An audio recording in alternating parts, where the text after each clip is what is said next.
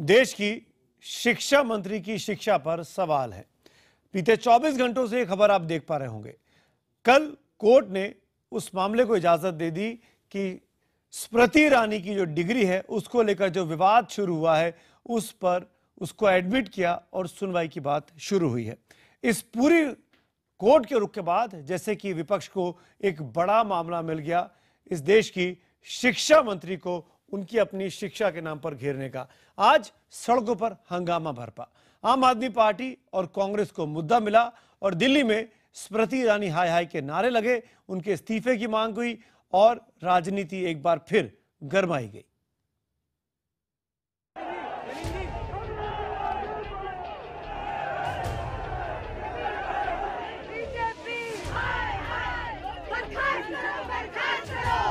कांग्रेस के हाथ मुद्दा लगा है। अदालत ने स्वीकार कर लिया है कि केंद्रीय मंत्री स्मृति ईरानी के खिलाफ चुनावी हलफनामे में गलत जानकारी देने का मामला मुकदमा चलाने लायक है। लिहाजा गुरुवार को भी कांग्रेस स्मृति ईरानी के खिलाफ विरोध प्रदर्शन में जुटी थी।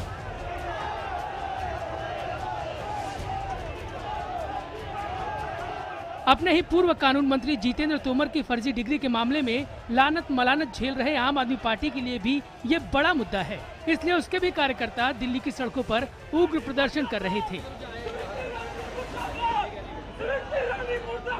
बीजेपी हो या आम आदमी पार्टी हो, अब ये साबित हो गया है कि दोनों की दोनों पार्टियों के नेता फर्जी डिग्री और झूठ बातें और भ्रष्टाचार के सहारे सत्ता में हैं। स्मृति ईरानी जिनको अब तक गिरफ्तार हो जाना चाहिए था, शपथ पत्र पर झूठ बोलने का आरोप उनके ऊपर है।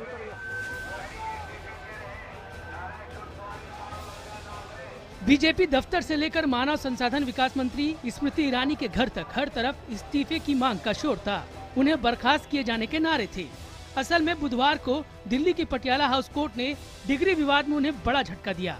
कोर्ट इस विवाद में दायर एक याचिका की सुनवाई के लिए तैयार हो गई। याचिकाकर्ता ने अपनी अर्जी में केंद्रीय मंत्री स्मृति ईरानी पर आरोप लगाया था कि उन्होंने चुनाव आयोग को अपनी ग्रेजुएशन की डिग्री के बारे में 3 अलग अलग मौकों पर अलग अलग जानकारी दी। हम लोगों ने उनकी 2011 की एफिडेविट, 2004 की लोकसभा की एफिडेविट और ये 2014 की एक एफिडेविट हम लोगों ने कोर्ट में लगाई है, जिसके अंदर तीनों एफिडेविट में उनकी एजुकेशन क्वालिफिकेशन जो है अलग अलग है। फेक डिग्री और टाइपोग्राफिकल एरर में डिफरेंस जानना चाहिए। आप देखिए, यहाँ कोई फेक डिग्री का मामला नहीं है, यहाँ टाइपोग्राफिकल एरर का मामला है। स्मृति के खिलाफ दायर इस याचिका पर अदालत ने 2 महीने से ज्यादा विचार किया। आखिरकार याचिका मंजूर हुई और अब 28 अगस्त को याचिकाकर्ता को कोर्ट में जाकर अपना बयान दर्ज कराना होगा। एहतेशाम खान, दिल्ली, IBN 7। और स्मृति ईरानी पर यह आरोप है कि उन्होंने 2004, 2011 और 2014 के में जो चुनाव लड़े उसमें चुनाव आयोग को जो हलफनामा दिया उसमें गलत जानकारी दी, उसमें अलग अलग जानकारी दी। हर बार पढ़ाई को लेकर अलग अलग हलफनामा दिया। हम आपको एक साथ वो 3 हलफनामे दिखाते हैं, 2004, 2011 और 2014। 2004 में स्मृति ने जब पहली बार चुनाव लड़ा दिल्ली के चांदनी चौक से, तो वो कहती हैं कि वो BA हैं दिल्ली यूनिवर्सिटी के स्कूल ऑफ कॉरेस्पॉन्डेंस से, BA बैचलर ऑफ आर्ट्स। 2011 में जब वो चुनाव लड़ती हैं राज्यसभा के लिए, तो वो कहती हैं कि वो BCom पार्ट 1 की हैं स्कूल ऑफ कॉरेस्पॉन्डेंस से। BCom, BA की डिग्री BCom की हो जाती है। और 2014 में BCom पार्ट 1 दोबारा बताती हैं, लेकिन कॉलेज का नाम बदल गया है स्कूल ऑफ ओपन लर्निंग। हालांकि मैं ये साफ कर दूं कि 2011 से 2014 के बीच दिल्ली यूनिवर्सिटी का ये जो कॉलेज है, जिसको स्कूल ऑफ कॉरेस्पॉन्डेंस के नाम से जाना जाता था, उसका नाम बदला गया था। वो school of open learning SOL के नाम से अब जाना जाता है। तो 2011 और 14 के एफिडेविट को लेकर इतना ज्यादा विवाद या इतना ज्यादा कटघरे में स्मृति ईरानी को नहीं खड़ा किया जा सकता। लेकिन 2004 में वो अपने आप को BA बता रही थी, बैचलर ऑफ आर्ट्स, और 2011 में वो बैचलर ऑफ कॉमर्स के पार्ट 1 की स्टूडेंट हो जाती हैं। यानी पूरी तरीके से वो ग्रेजुएट भी नहीं थी, जबकि 2004 के उससे इंप्रेशन जाता है कि वो बाकायदा पास आउट हो चुकी है, ग्रेजुएट है, BA है। इसीलिए स्मृति ईरानी के इस शिक्षा विवाद पर शिक्षा मंत्री के शिक्षा सर्टिफिकेट पर सवाल खड़े हो रहे हैं। तीनों कागजात आपने देखे, ये वो हलफनामे जो खुद स्मृति ईरानी ने इस देश के चुनाव आयोग को दिए हैं। ये IBN 7 की खोज पड़ताल नहीं है, ये उस पिटिशनर की खोज पड़ताल नहीं है, ये बड़ी आसानी से उपलब्ध है इलेक्शन कमीशन की वेबसाइट पर। कोई भी आम हिंदुस्तानी जाकर इसको चेक कर सकता है, वेरीफाई कर सकता है। अब बीजेपी का कहना है कि ये टाइपोग्राफिकल एरर है। अगर ये एरर है तो बीजेपी माफी क्यों नहीं मांगती? हमारा आज का सवाल भी इसी से जुड़ा हुआ है कि क्या डिग्री विवाद में स्मृति ईरानी अब फंस चुकी है? अगर आपको लगता है हाँ, तो IBN 7 स्पेस देकर Y लिखिए और ना के लिए IBN 7 स्पेस देकर N लिखिए। अपने जवाब हमको 51818 पर SMS करें, जिसको हम रात 8 बजे यानी रात करीब 8:30 बजे इस डिबेट की लास्ट में जरूर दिखाएंगे। मेहमानों का परिचय कराता हूं। सबसे पहले आपको मेरे साथ कुछ खास मेहमान जुड़ रहे हैं। भारतीय जनता पार्टी और स्मृति ईरानी का बचाव करने के लिए मैंने एक नहीं दो लोगों को इस बार मौका दिया है, क्योंकि डॉक में इस बार बीजेपी है। संबित पात्रा पार्टी के प्रवक्ता हमारे साथ हैं और भारतीय जनता पार्टी के लीगल सेल के नेता आप कन्वीनर जो है अनिल सोनी जी, वो मेरे साथ जुड़ रहे हैं। आम आदमी पार्टी के प्रवक्ता आशुतोष जी हमारे साथ हैं, लगातार इस पूरे मामले पर कल प्रेस कॉन्फ्रेंस भी कर रहे थे और आज उनकी पार्टी ने एग्रेसिव एक प्रदर्शन भी किया है।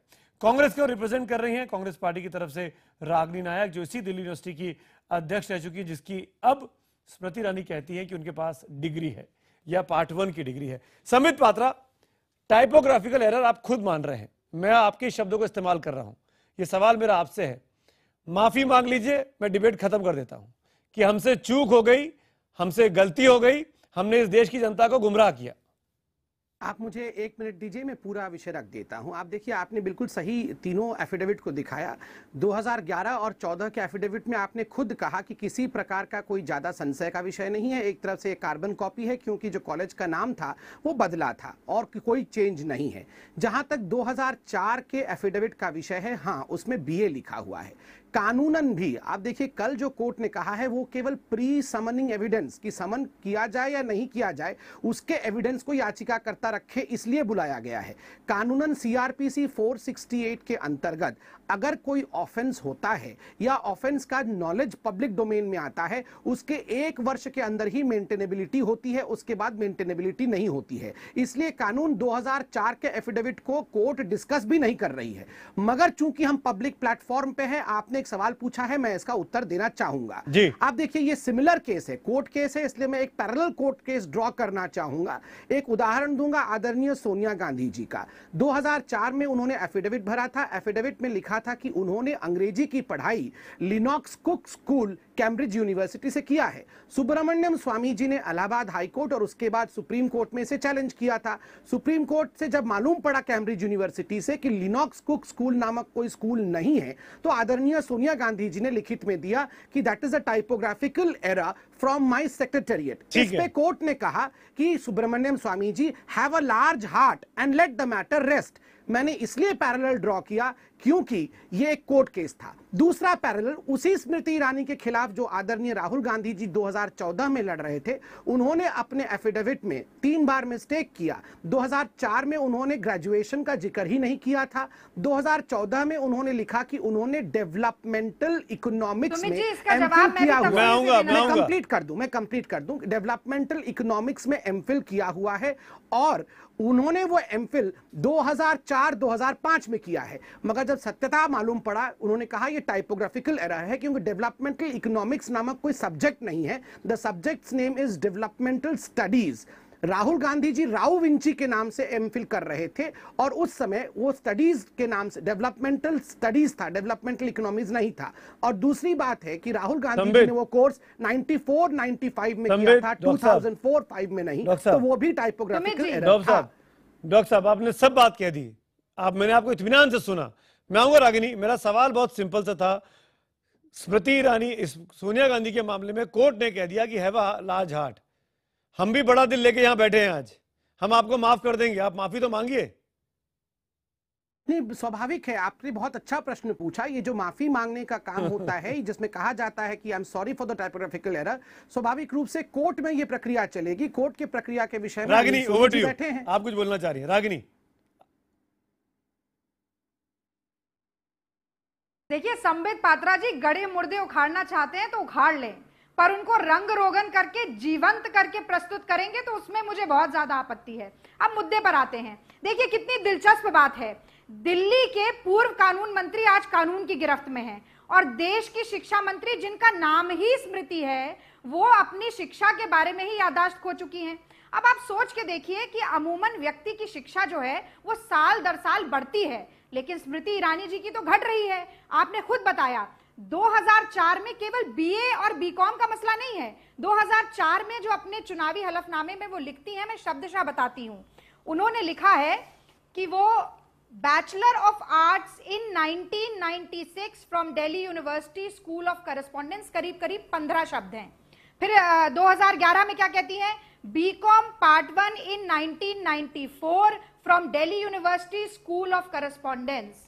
टाइपोग्राफिकल एरर में जो संबित पात्रा जी कह रहे हैं 15 शब्द बदल जाते हैं, डिग्री का नाम बदल जाता है, पैरेलल ड्रॉ कर रहे हैं। सोनिया गांधी की प्ली जो थी वो उससे पैरेलल ड्रॉ कर रहे हैं। वो ये एफिडेविट में बात ही नहीं कर रहे हैं, वो आपके शब्दों को दोहरा रहे हैं। मैं जवाब दे रही हूं ना, सुनिए रागिनी जी, आपने निर्विरोध बोलने दिया उनको। हाँ, मैं आपको भी विरोध नहीं कर रहा हूँ। सुन लिया, पूरा कर लेने दीजिए, उस पर आ रही हूँ। अब देखिए सुब्रमण्यम स्वामी जी पे आ जाते हैं। सुब्रमण्यम स्वामी जी जिनको हार्वर्ड यूनिवर्सिटी ने खुद निकाल दिया था, वो 2 बार केस लड़े, एक बार 2005 में जजमेंट आई, एक बार 2007 में आई, जिसे सुप्रीम कोर्ट जिस मसले को दफन कर चुका है ये कहकर कि टाइपोग्राफिकल एरर था और लिनोक्स स्कूल के ऊपर कोई कंट्रोवर्सी नहीं थी, कंट्रोवर्सी थी यूनिवर्सिटी के ऊपर। अब आप देखिए, ध्यान दीजिएगा, कैम्ब्रिज यूनिवर्सिटी और कैम्ब्रिज सिटी, यूनिवर्सिटी और सिटी में टाइपोग्राफिकल एरर है, ये कोर्ट ने माना था। सुन लीजिए, राहुल जी पर आते हैं, क्या कह रहे हैं, डेवलपमेंटल इकोनॉमिक्स या डेवलपमेंटल स्टडीज, इकोनॉमिक्स और स्टडीज में टाइपोग्राफिकल एरर है, बढ़िया। ये बात और हमारे से टाइपोग्राफिकल एरर हो जाए तो वो गड़बड़, चांसलर ये कैसे होगा?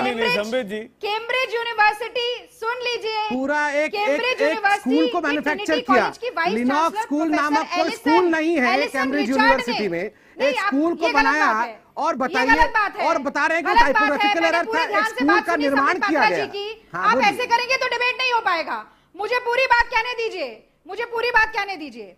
Vice chancellor professor Alison Richard ने कहा लिखित रूप में, it is extremely unfortunate that a controversy has arisen regarding your degree and we would like to set the controversy at rest immediately. उन्होंने कहा कि अक्टूबर 1994 से जुलाई 1995 तक Rahul Gandhi Trinity School Cambridge University के छात्र थे और उन्होंने 2004-2005 लिखा था एफिडेविट में। यही तो प्रॉब्लम है। स्मृति ईरानी आशुतोष जी 1996 लिख दिया, 1994 के बदले में, वैसे ये 10 साल पीछे चले गए। पार्टी मजा ले रही है और शायद इस देश की राजनीति में इसीलिए स्कोप बनता जा रहा आम आदमी पार्टी का। कहा है कि ये क्रिमिनल केस मेंटेनेबल है, तो आप ये बताइए कि जो ये क्रिमिनल केस नहीं है, बाय द वे, ये क्रिमिनल केस नहीं है। आप संबित रागिनी एक मिनट, संबित रागिनी, ये क्रिमिनल केस नहीं है। आशुतोष आप मुस्कुरा रहे हैं, मैं आपके पास आना चाहूंगा। काफी टाइम निकल गया आप दोनों की तू में। आशुतोष, मेरा सवाल ये उठता है, जो जितेंद्र सिंह तोमर को लेकर बीजेपी एग्रेसिव थी, आपको लगता है कि कल राजनाथ सिंह का ये कहना, ये यूपीए की सरकार नहीं है, ये एनडीए की सरकार है, हमारे यहाँ इस्तीफे नहीं होते, इस तरीके से बचाव करना उस विकेट पे जहां पे कोर्ट समन कर रहा हो, कोर्ट मामले को सुनवाई करने की बात कह रहा हो, क्या जायज था? सुमित, सबसे पहले तो मैं सम्मित को बधाई देना चाहता हूं और रागिनी को मैं आगाह करना चाहता हूं कि सम्मित चाहते थे कि स्मृति ईरानी के मसले पे चर्चा ना हो, इसीलिए राहुल गांधी और सोनिया गांधी का जिक्र किया और रागिनी उनके चक्कर में, उनके जाल में फंस गई कहीं ना कहीं। मुझे लगता है आज बहस स्मृति ईरानी के उस पे करनी चाहिए। नहीं, सवाल पूछा जाएगा तो जवाब मुझे देना पड़ेगा। आप भी उतने आंसरेबल है जितेंद्र तोमर के केस में। वो तो रैकेट चला रहे हैं। मैं जानती हूँ सम्मित पात्रा चाहते थे, क्योंकि उस पर आपके पास भी जवाब नहीं है। देखिए, यही सम्मित पात्रा चाहते थे, यही बीजेपी चाहती है कि स्मृति ईरानी में बहस ना हो, वो लिनोक्स कुनॉक्स पता नहीं क्या क्या है उसके बारे में चर्चा हो। मैं तो इतनी सी बात कहना चाहता हूँ कि स्मृति ईरानी, संबित जी सुन लीजिए, आपको मैंने सर्वाधिक टाइम दिया है, हैव अ पेशेंस। मैं इतनी सी बात जानता हूँ कि बीजेपी को ये समझना चाहिए कि ये कोर्ट ने इस केस को मेंटेनेबल माना है यानी जो आरोप लगे हैं उनमें तथ्य है, उनमें दम है, इसलिए कोर्ट ने कहा कि अगली सुनवाई 28 अगस्त को होगी। ये सच्चाई है। से बीजेपी जो है अगर मुंह मोड़ना चाहती, समित पात्रा मुंह मोड़ना चाहते तो समित पात्रा को बहुत बहुत बधाई, मुबारकबाद। जहां तक ये केस है 125A के तहत, और 125A में 6 महीने की सजा भी है, और 26A के जो फॉर्म है उसमें अगर आप तथ्यों को छुपाते हैं तो आपके खिलाफ कार्रवाई होती है। अब ये अदालत तय करेगी। लेकिन मैं एक बात कहना चाहता हूं कि हिंदुस्तान के अंदर आज एक ऐसा शिक्षा मंत्री है जिसके बारे में देश को पता नहीं है कि वो ग्रेजुएट है, बीकॉम है, बीए है, कॉरेस्पॉन्डेंस कोर्स से है, ओपन यूनिवर्सिटी से है, वो दिल्ली यूनिवर्सिटी से है, 1994 में पास हुई हैं, 1996 में पास हुई हैं, पास भी हुई हैं, नहीं पास हुई हैं, दस्तावेज असली है नकली है।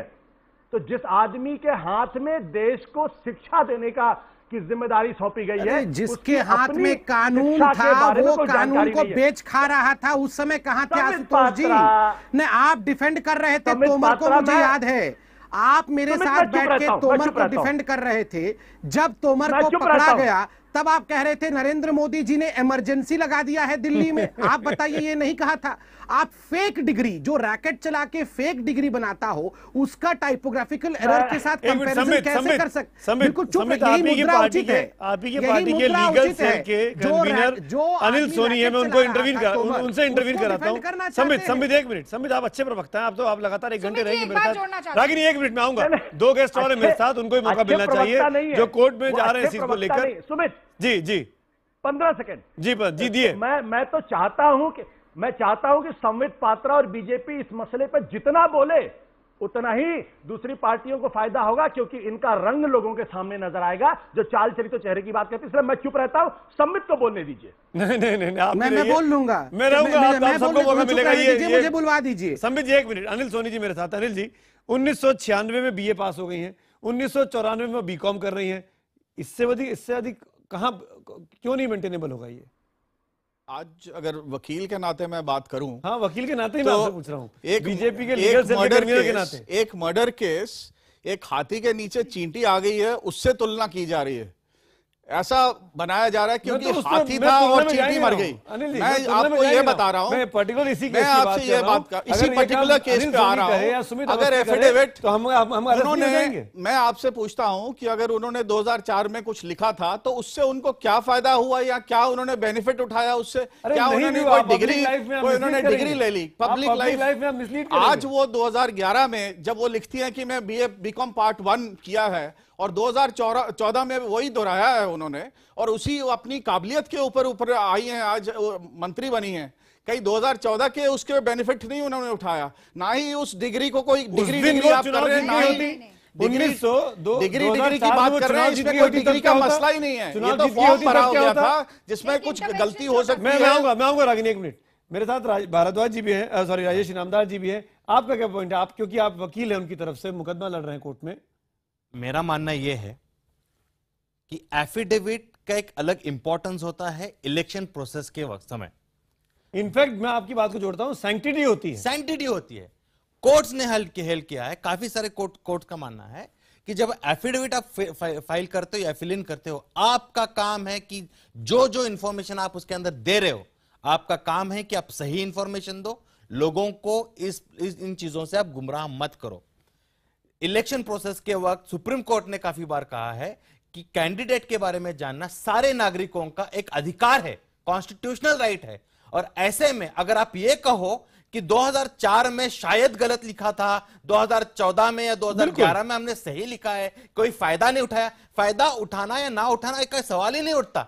आप एफिडेविट में क्या लिख रहे हो ये इंपॉर्टेंट। संबित जी, यहां पे वो फेक डिग्री और तोमर और राहुल गांधी और सोनिया गांधी का मामला तो बाद में आएगा। पहला तो ये कि देश की शिक्षा मंत्री ने गलत जानकारी दी।